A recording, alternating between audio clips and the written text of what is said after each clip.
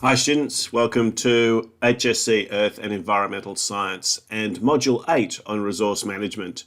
This is video number 13 and we're going to focus a little bit on the disposal and storage of wastes. What you need to do in this particular outcome is to evaluate the sustainability of a named waste management option, for example, space for disposal or storage of waste. In the preparation of these videos, when looking at a lot of each of these different areas that you need to cover, I realized there was a lot of overlap. And so there's a number of different kinds of case studies that appear through these different videos that really you can use for multiple of these different outcomes.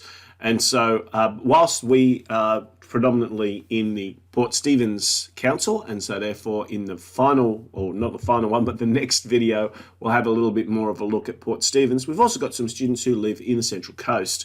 And so I thought this one, we might sort of focus on some of the measures that the Central Coast are using to deal with their waste management in a sustainable way. And then in the next video, we'll have a look at Port Stephens Council. Either way, one of the big problems, or at least one of the big solutions that's being proposed to deal with a lot of the problems, is around recycling.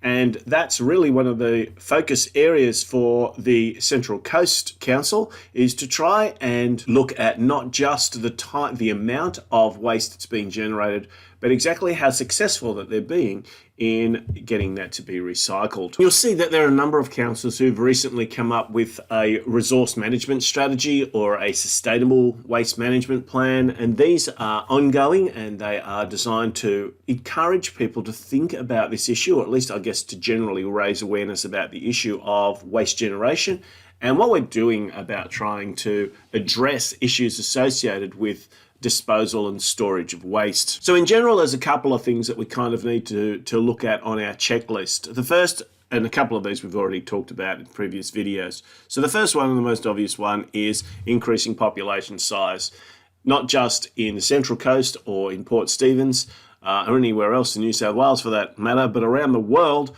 we've got increasing population size, and that increasing population size is increasing the amount of waste that we are generating. Not just that, but we've also had a societal shift, and that is that we've shifted towards a lot more disposable materials. So we throw away a lot more things than we used to. We used to have things that had multiple uses, but now we are a society that's dominated by single-use products. And so this whole concept of single-use products, things that we use once and then throw away, this disposable nature of a lot of what we have is creating a very large amount of our waste problem. The other thing, I guess, that we want to, or at least that a lot of the governments and councils have been specifically looking at, is exactly how many things that we could recycle are actually ending up in landfill. Now, the cost or the space or the time that's associated with being able to go through every single pile of rubbish to extract all of the recyclables precludes that from actually being done at the moment. So the better solution is to be able to teach people, encourage people, educate people to do their recycling up front, to remove a lot of those things that could go into recycling bins or could be recycled or reused or repurposed before they end up in the bins that will go straight to landfill. I guess the other thing that we've touched on a little bit is that the primary place for the storage and disposal of waste is landfill. And this is obviously something that we've been trying to deal with in terms of how do we think about improving that. They used to be old quarries, gravel pits, disused mines. We talked about Woodlawn and the sorts of things that Veolia is doing in order to address some of the issues associated with Sydney's enormous waste production. And one of the things that they were doing is repurposing old mines to fill those in and then look at rehabilitation strategies after that. The problem was that we used to have these tips. They probably weren't as filling anywhere near as fast, but they were not nice places. They didn't look good. They didn't smell good.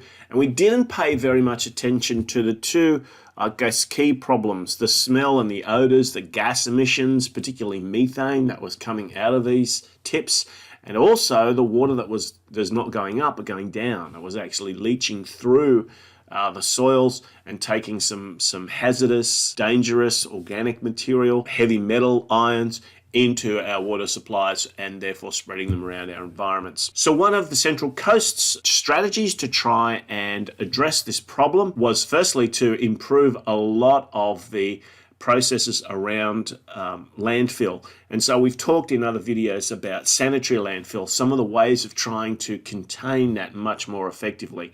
So rather than talk about that again, I want to talk about some of the issues associated with improvements in recycling. In the lead up, I guess, to the production of their 2020-2030 waste resources management strategy, the Central Coast looked at what was the situation. So in 2019, 26,500 tonnes of materials were recycled through the yellow lid bins. And that represents about 77 kilograms per person per year. Now that's a good amount of recycling, but what happens is that you want to try and put those into sort of some meaningful statistics. So this is actually saving 66,000 cubic meters of landfill. So the first thing that happens when you're recycling more effectively is you just reduce this volume of solid waste. So the amount of stuff that's just got to go into a hole in the ground and be buried. So this is important. In addition, 13,623 tonnes of greenhouse gases, which is the equivalent of removing over 3,000 vehicles from the road. So this too was a big tick item, not just in terms of, I guess, general waste, but specifically too on the impact that it was having on climate science. A huge amount of energy, so 426,000 gigajoules of energy, which is equivalent to powering nearly 2,000 homes for a year. Over 350,000 litres of water, 141 Olympic swimming pools, or an annual water usage of nearly 4,000 people. So when you start to pull some of these figures together, these figures are quoted. I can see there's a few little typos in there, but I've taken them straight out of a Central Coast Waste Management plan. So, maybe we just need to put the spell checker on those a little bit more. But yeah, look, there's plenty of positives around the recycling, and the Central Coast Waste Management program uses a red bin collection every week and then alternates fortnightly between the yellow recycling bins and the green waste bins. So a lot of positives being done by this particular council in order to try and address some of these very serious concerns around waste management. A good little overview of the process, which is probably worth looking at. Obviously, we have the trucks going around collecting the general waste, which is delivered to waste management facilities, and they're tipped at the landfill site. So this is our problem. When we're talking about disposal, we're talking about stuff going into the ground. We try as much as possible to do a couple of things with that. Firstly, the waste is compact as much as possible, and then it's buried. So where maybe we used to just chuck a little bit of soil over the top every now and again was probably more for aesthetic purposes. We just didn't realize how much potential damage all of this dumped garbage was having on our environment. Now there's much more strategic ways in which waste is dealt with, particularly waste that's going to end up being stored for some period of time just as part of the landfill. In addition, and as we looked at in previous videos too, there's ways of being able to reuse some of those gases. If we can capture the gases that are being produced as a result of the breakdown of some of this waste and then turn that into electricity, then we're in a position where we're doing not just reducing waste or reducing the potential environmental impact, but actually turning that into something else, that energy generation that we've again looked at in earlier videos. So just then to give you a quick overview, I guess, of the types of facilities that are available. Summersby Materials Recovery Facility. This is very much associated with the recyclables. So in this area here is where the majority of our recyclables will be dropped, and very good sorting facilities are available here, and you can kind of get a little bit of a sense of that over here inside of the building, where the trucks come in, they dump the material, that's then tractors kind of push it over onto the conveyor belts, and then it's sorted. And so this is a critical part of the whole process, is that those, rather than all of this just ending up as landfill, that all of these recyclables are being spread out, separated, identified, and usually repurposed in some way. Now, this is one of the critical parts of the process. At the moment, we don't have recycling bins, neither in the Central Coast nor in Port Stephens, that separate paper from glass, from metals, from paper and cardboard.